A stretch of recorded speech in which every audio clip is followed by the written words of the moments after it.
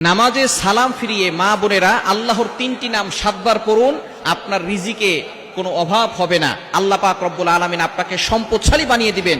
ওই সংসারের ভিতরে আল্লাহ পাক রব্বুল আলামিন টাকা পয়সা দান করবেন। একটা কাঁচামরিচের জন্য কারো কাছে হাত পাততে হবে না। প্রত্যেকটা মা বোনরাই চান যাতে করে আপনার সংসারের ভিতরে শান্তি আসুক, আপনার সংসারের ভিতরে বরকত আসুক।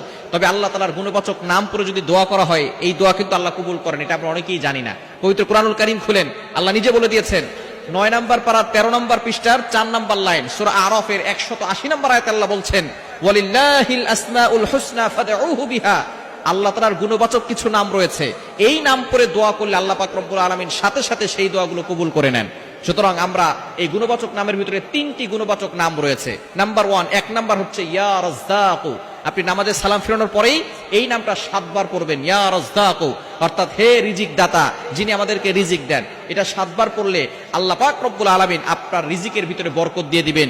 রিজিকের জন্য আপনাকে কারো কাছে ছুটতে হবে না। দ্বিতীয় নাম্বার হচ্ছে ইয়া সমাদু। পবিত্র কোরআনুল কারীমের ভিতরে একটি সূরা আছে সূরা ইখলাস, ছোট্ট সূরা, তবে ফজিলত অনেক বেশি।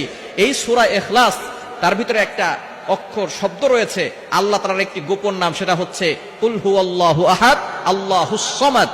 মানে আল্লাহ হচ্ছে কারো প্রতি অমুখাপেক্ষী, তিনি কারো প্রতি মুখাপেক্ষী নন।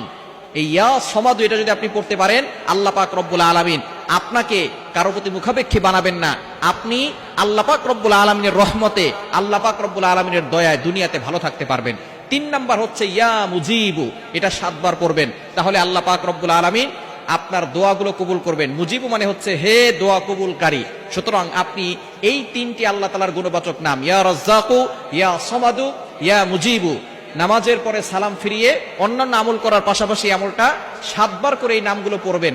আল্লাহ পাক রব্বুল আলামিন সকল অভাব দূর করে দিবেন এবং আপনার দোয়াগুলো কবুল করবেন। অনেক মা বোন আমাদের কাছে ফোন দিয়ে বলে, হুজুর স্বামী পরকীয়া করে, সন্তান কথা শোনে না, এবং মেয়েটা পরকীয়া লিপ্ত হয়ে গিয়েছে, হারাম রিলেশনে লিপ্ত হয়ে গিয়েছে, বিভিন্ন ধরনের সমস্যা, ছেলের পাসপোর্ট সমস্যা, ভিসা হচ্ছে না, যত ধরনের সমস্যা আছে, আপনি আল্লাহ তাআলার এই 3টি গুণবাচক নাম পড়ে দোয়া করেন, দেখবেন আল্লাহ পাক রব্বুল আলামিন আপনার দোয়াগুলো কবুল করবেন, সংসারের ভিতরে বরকত দান করবেন, আপনাকে সম্পদশালী বানাবেন এবং সকল ধরনের অভাব থেকে আল্লাহ আপনাকে মুক্তির ব্যবস্থা করে দিবেন।